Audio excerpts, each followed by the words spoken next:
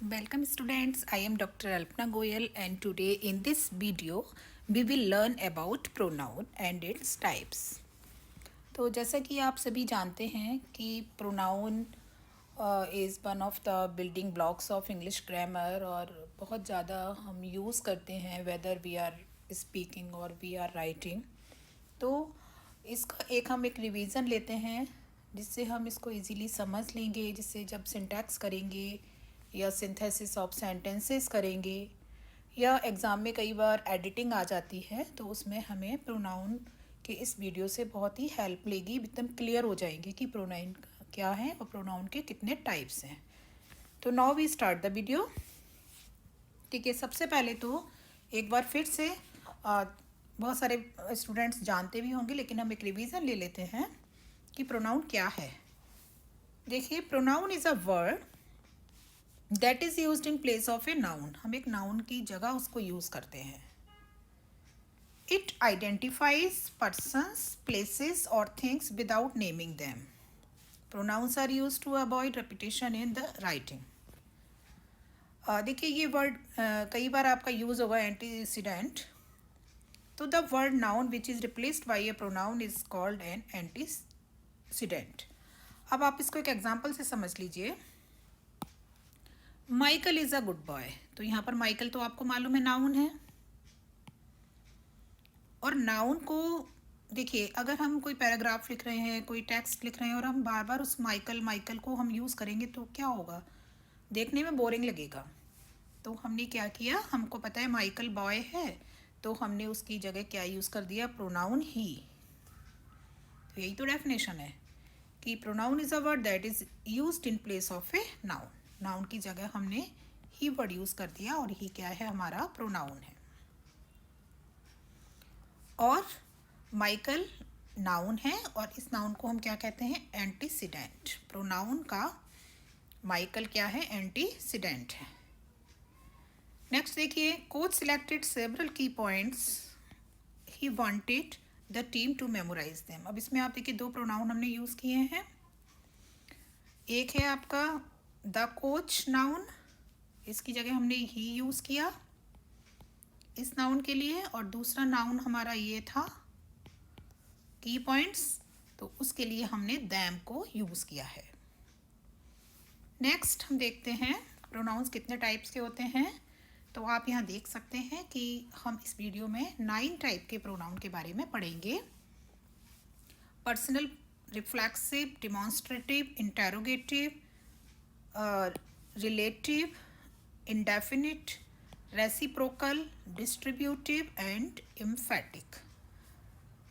देखिए, फर्स्ट हम पढ़ते हैं पर्सनल प्रोनाउन, और ये जो सबसे ज़्यादा पर्सनल प्रोनाउन इम्पॉर्टेंट भी है। इसको आप एकदम से क्लियर समझ लीजिए क्योंकि ये आपका डायरेक्ट, इनडायरेक्ट, पैसिव वॉइस हर जगह यूज़ बहुत ज़्यादा होता है। देखिए, we use pronoun as a simple substitute for the proper name of a person, animal और ऑब्जेक्ट। कोई भी प्रॉपर नेम अगर आ रहा है, चाहे वो कोई व्यक्ति है, एनिमल है या वो कोई चीज़ है, तो उसकी जगह जो हम यूज़ करते हैं प्रॉपर नाउन की जगह, वो हम क्या कहलाता है, पर्सनल प्रोनाउन।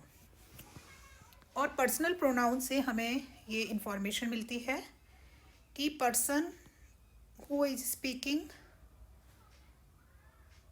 पर्सन कौन है, नंबर वो सिंगुलर है या प्लूरल है, एक व्यक्ति बोल रहा है या ज़्यादा बोल रहे हैं, और वो व्यक्ति फेमिनिन है, मैस्कुलिन है या न्यूटर है। तो जो पर्सनल प्रोनाउन है वो हमें पर्सन के बारे में बताते हैं, नंबर के बारे में बताते हैं और जेंडर। ये नेक्स्ट हम देखते हैं पर्सन के बारे में किस तरह बताते हैं। A personal pronoun points to a person. First person is the speaker. Pronoun में जो व्यक्ति बोल रहा है वो किस में आता है, फर्स्ट पर्सन में। सेकंड पर्सन वो होता है जिससे वो व्यक्ति बात कर रहा होता है, और थर्ड पर्सन होता है जिसके बारे में बात की जा रही होती है। तो इस तरह पर्सनल प्रोनाउन में कितने पर्सन हैं, 3। फर्स्ट आपका स्पीकर हो गया, सेकंड हो गया स्पीकर जिससे बात कर रहा है, और थर्ड जिसके बारे में बात की जा रही है। आपको ये सब याद रखने हैं। उसी तरह पर्सनल प्रोनाउन के 3 केसेस होते हैं।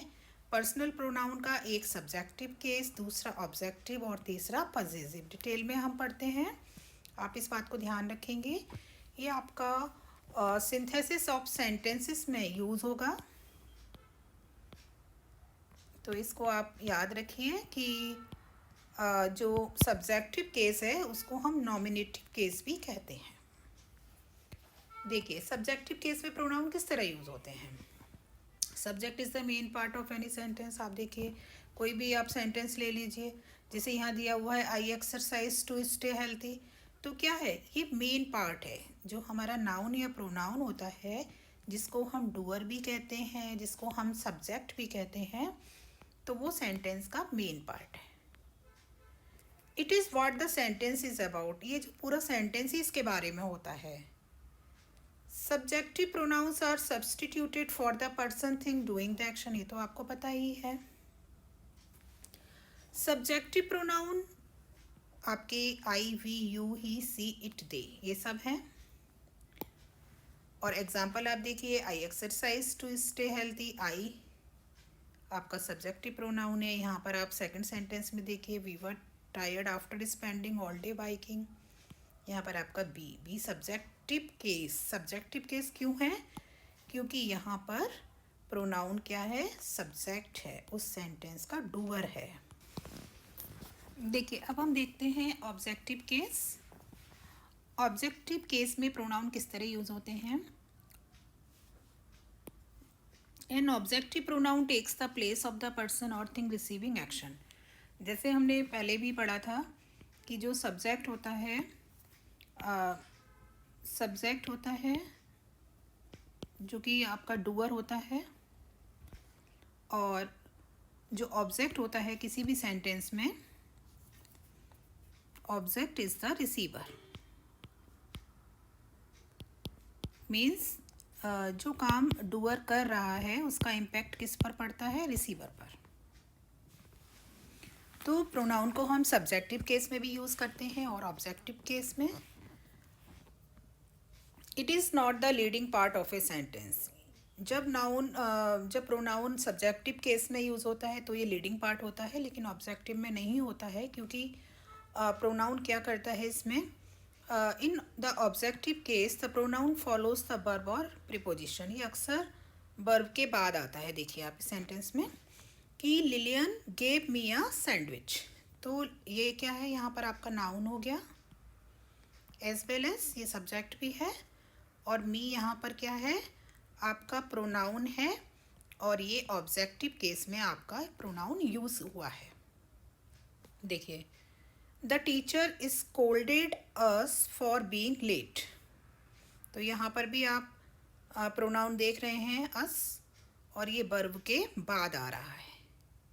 तो ऑब्जेक्ट कहाँ आता है, वर्ब के बाद, सब्जेक्ट वर्ब से पहले। तो आपने प्रोनाउन का दोनों तरह से यूज़ देख लिया, सब्जेक्टिव केस में भी और ऑब्जेक्टिव केस में भी। देखिए सब्जेक्टिव केस में क्या था कि वर्ब से पहले आएगा। नाउ हम इसका थर्ड यूज़ देखते हैं, थर्ड केस देखते हैं, possessive case. They are the pronouns that help us show possession और ओनरशिप इन अ सेंटेंस। ये पोजेशन दिखाते हैं कि जो चीज़ है वो किसकी है, उस पर किसकी ओनरशिप है। तो पजेसिव जो प्रोनाउंस होते हैं वो दो तरह के होते हैं, एक होते हैं स्ट्रॉन्ग और दूसरे होते हैं वीक पजेसिव प्रोनाउंस। देखिए ये एग्ज़ाम में अक्सर करेक्शन ऑफ सेंटेंसेस में इस तरह के क्वेश्चन आपसे पूछे जाते हैं, तो आप इसको अच्छी तरह से समझ लीजिए। जो स्ट्रॉन्ग पजेसिव प्रोनाउंस हैं वो कौन कौन से हैं, mine, yours, his, hers, its, ours, yours and theirs. They refer back to a noun, replacing it to avoid repetition. I said that phone was mine. तो यहाँ पर क्या यूज़ होगा, केवल माइन वर्ड होगा, माई फोन यूज़ नहीं होगा, ठीक है। माइन ये एक स्ट्रॉन्ग पजेसिव प्रोनाउन है। उसी तरह आप देखेंगे हर्स, आर्स, योर्स, देयर्स, ये सारे स्ट्रॉन्ग हैं। अब वीक पजेसिव प्रोनाउन कौन से होते हैं उनको भी हम देख लेते हैं, और इनको जनरली वी यूज इट। इनको हम पजेसिव एडजेक्टिव्स के अंदर भी पढ़ेंगे, इनको कहते भी हैं पजेसिव एडजेक्टिव्स। और ये होते हैं हमारे my, your, his, her, its, our, your, their. इनके बाद क्या होता है, वो नाउन यूज़ होगा। जैसे I said that's my phone, तो यहाँ पर जो आपका माई के बाद क्या यूज़ होगा, नाउन। जिस चीज़ के बारे में हम पोजीशन दिखा रहे हैं वो चीज़ यूज़ होगी। That's my phone, that is my phone. और यहाँ पर क्या होगा, दैट फ़ोन वाज माइन। यहाँ पर माइन के बाद आपका नाउन यूज़ नहीं होगा, तो ये आप ध्यान रखेंगे दोनों में।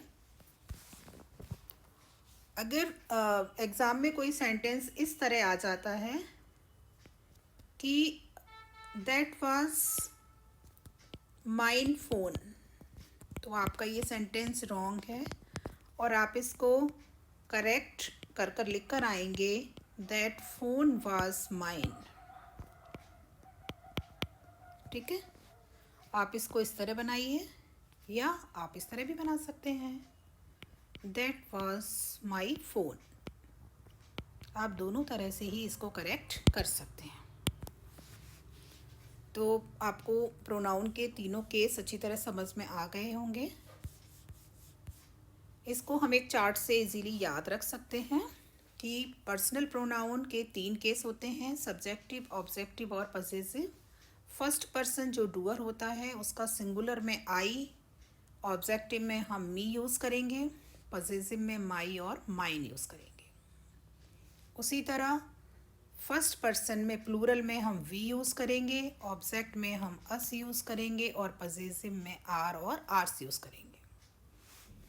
सेकंड पर्सन यू होता है सिंगुलर में भी और प्लूरल में। अगर हम किसी एक से बात कर रहे हैं तो भी हम यूज़ करेंगे यू, बहुत सारे से बात कर रहे हैं तो भी हम यू ही यूज़ करेंगे। थर्ड पर्सन आपका मैस्कुलिन में ही होता है, फेमिनिन में सी, न्यूटर में इट होता है, और मैनी के लिए हम दे यूज़ करते हैं। ये इनके ऑब्जेक्टिव केस हैं, ही का, हिम, हर, इट, दैम। और ये पजेसिव, ये आप अच्छी तरह से जानते होंगे। नेक्स्ट देखिए, हमने पहले पर्सनल प्रोनाउन पढ़ा और ये हमारा बहुत ही ज़्यादा यूज़ होता है। दूसरा हम पढ़ते हैं रिफ्लेक्सिव प्रोनाउन। और reflexive pronoun indicates that the person who is realizing the action of the verb is also the recipient of the action। देखिए बहुत ही इजीली आप याद रख सकते हैं कि जो डूअर होता है वो जो एक्शन कर रहा होता है उसका इम्पैक्ट भी उसी पर पड़ रहा होता है। मतलब क्या कहने का मतलब है कि इसमें जो सब्जेक्ट होता है और ऑब्जेक्ट एक ही व्यक्ति होता है। मीन्स देखिए, the dog bit itself, dog ने खुद ही को काट लिया। Are you talking to yourself? I gave myself a haircut, मैंने क्या किया, खुद का हेयर कट किया। तो हम इसको बहुत अच्छी तरह से याद रख सकते हैं कि जो सब्जेक्ट है, डूअर है, जो काम कर रहा है उसका इम्पैक्ट भी उसी पर पड़ रहा है। और आप देखिए इनमें हम क्या करते हैं, my self, your self, her self, ये सब आप याद रखेंगे रिफ्लेक्सिव प्रोनाउंस। उसके बाद देखिए demonstrative pronouns, it is very simple and easy. To point out someone, something, और to clearly express an idea, desire, demonstrative pronouns can be use. Demonstrative pronouns केवल 4 होते हैं। दिस, दैट आप सिंगुलर के लिए यूज़ करेंगे, और दीज एंड दोज आप प्लूरल के लिए यूज़ करेंगे। अब आप आगे देखिए, आप इसे समझ लीजिए। पास के लिए आपने सिंगुलर के लिए दिस यूज़ कर लिया और प्लूरल के लिए दीज। और कोई चीज़ दूर है उसको आप इंडिकेट कर रहे हैं, सिंगुलर है तो दैट और प्लूरल है तो दोज। नेक्स्ट हम इंटरोगेटिव प्रोनाउन समझते हैं। Questions are asked with an interrogative pronoun. जितने भी क्वेश्चंस आप पूछते हैं तो उसके आगे जो भी वर्ड आता है that is called interrogative pronoun. आप याद रखिए, हु, हुम, हुज, विच, व्हाट, ये आपके इंटरोगेटिव प्रोनाउंस हैं।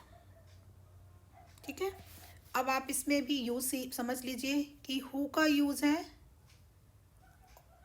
Who is that man in the lobby. To whom did you give the letter? Which of the contestants is the smartest? What is the problem? तो ये सारे हमारे interrogative pronounce हैं, इनके द्वारा हम क्वेश्चन फ्रेम करते हैं। नेक्स्ट आप देखिए रिलेटिव प्रोनाउंस। और relative pronoun is use to head और रिलेटिव क्लोज। आप देखिए जब सिंथेसिस करेंगे, सिंथेसिस ऑफ सेंटेंसेस,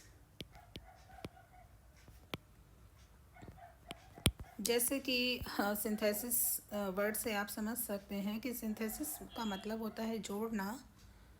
और सिंथेसिस ऑफ सेंटेंसेस जब आप सीखेंगे तो आप देखेंगे कि हम तीन तरह से सेंटेंसेस को कनेक्ट कर सकते हैं। हम उनको सिंपल सेंटेंस बना सकते हैं, हम कॉम्प्लेक्स बना सकते हैं, और हम कंपाउंड सेंटेंसेस बना सकते हैं।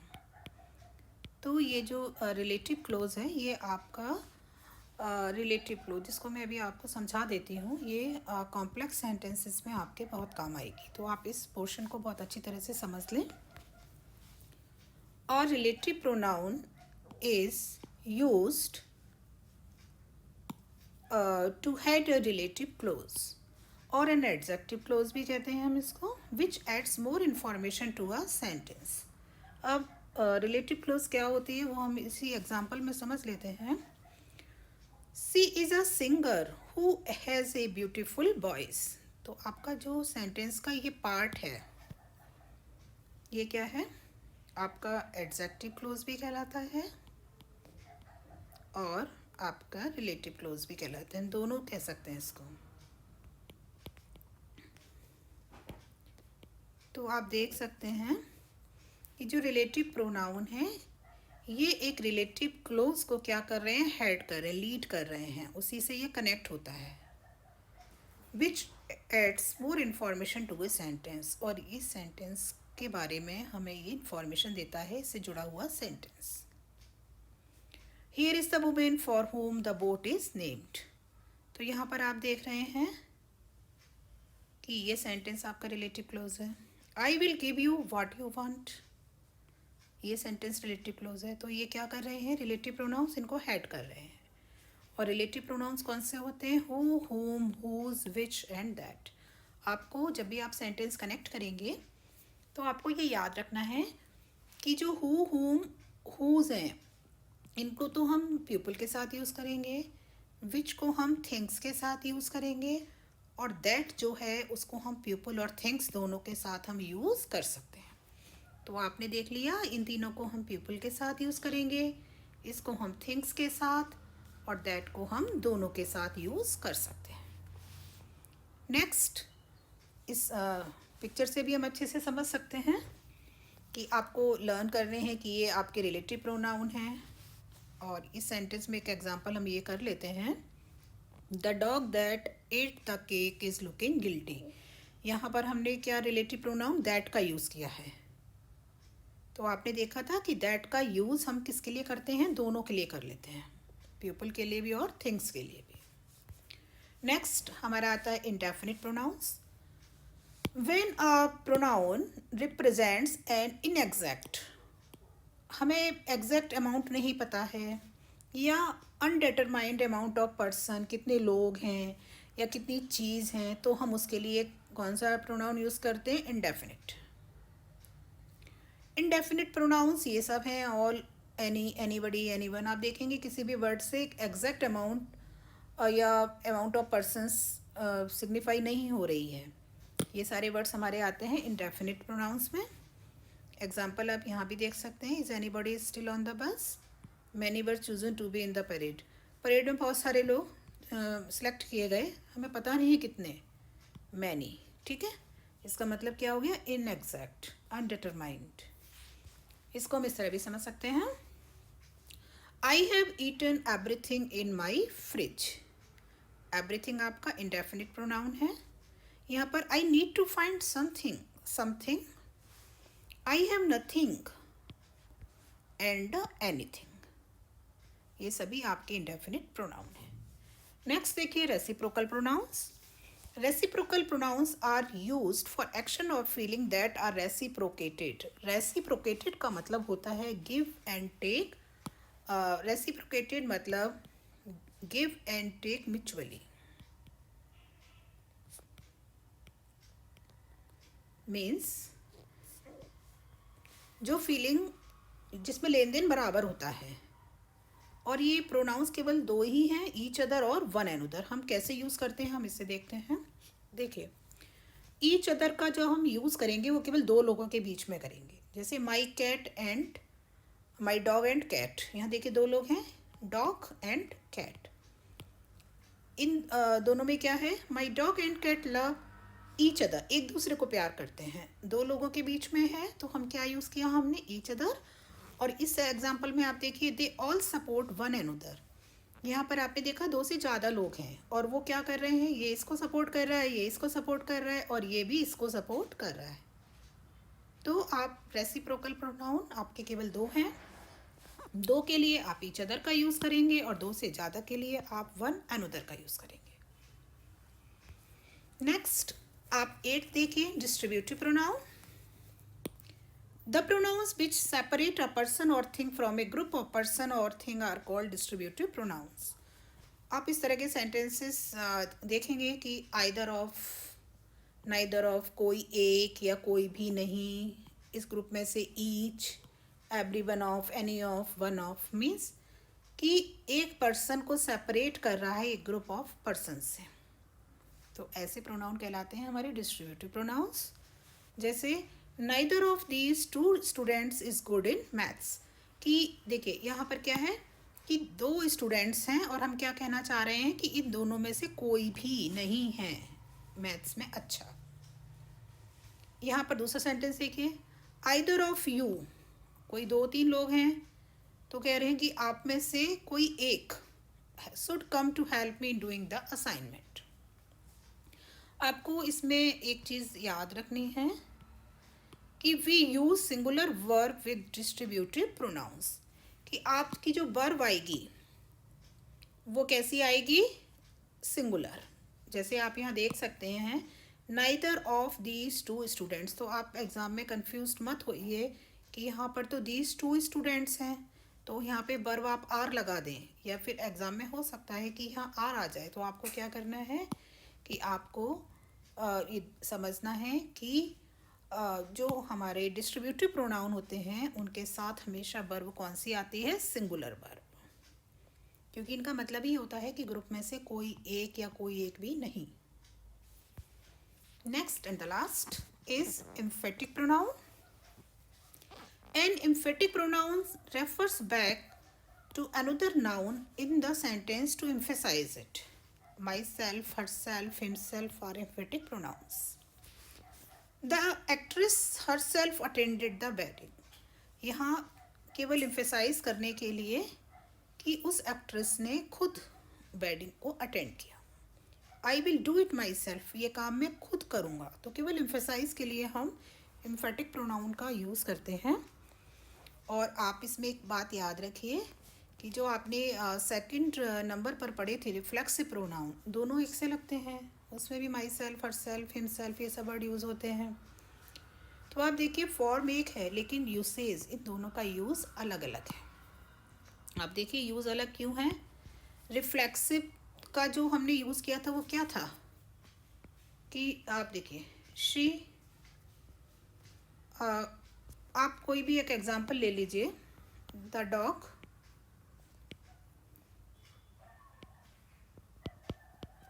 With itself. ठीक है, कि जो डॉग था उसने खुद ही को काट लिया. और जबकि यहाँ पे तो डॉग ने जो एक्शन किया उसका खुद पर ही असर पड़ा. She is talking to her self.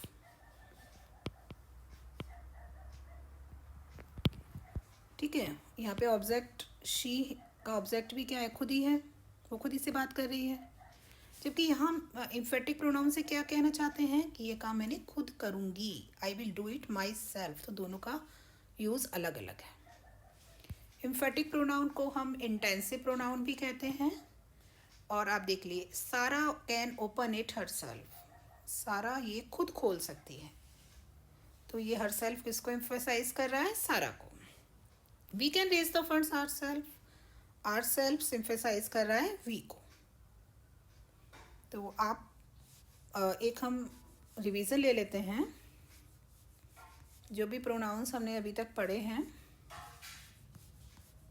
देखिए, पर्सनल प्रोनाउन, आप इसको बहुत अच्छी तरह से समझ लीजिए और इसकी जो टेबल है उसको लर्न कर लीजिए, क्योंकि ये बहुत ज़्यादा यूज़ होगा। रिफ्लेक्सिव प्रोनाउन, जिसमें सब्जेक्ट और ऑब्जेक्ट एक ही व्यक्ति होता है। आप देखेंगे जो डिमॉन्स्ट्रेटिव है वो बहुत ही simple, this that and these those, इसके ये होते हैं प्रोनाउंस। इंटरोगेटिव प्रोनाउन भी आपके लिमिटेड ही हैं, जैसे कि हु हो गया, हुम हो गया, हुज हो गया, विच, दैट। रिलेटिव प्रोनाउन भी आपके हु, हुम, हुज, दैट, विच थे। इंडेफिनिट प्रोनाउंस लॉट्स ऑफ होते हैं, reciprocal, each other and one another. Distributive pronounce भी आपके each of, any of, either of, any of. और इम्फेटिव प्रोनाउंस वो सब माई, हिज, हिमसेल्फ, हरसेल्फ, ये सब हैं। तो आपको आई थिंक कि प्रोनाउंस क्लियर हो गए होंगे। नेक्स्ट वीडियो हमारा होगा रूल्स ऑफ प्रोनाउंस, कि हम किस तरह से इन प्रोनाउंस को यूज़ करते हैं और किस प्रोनाउन के साथ कौन सी वर्ब जाती है। तो thanks for watching the video.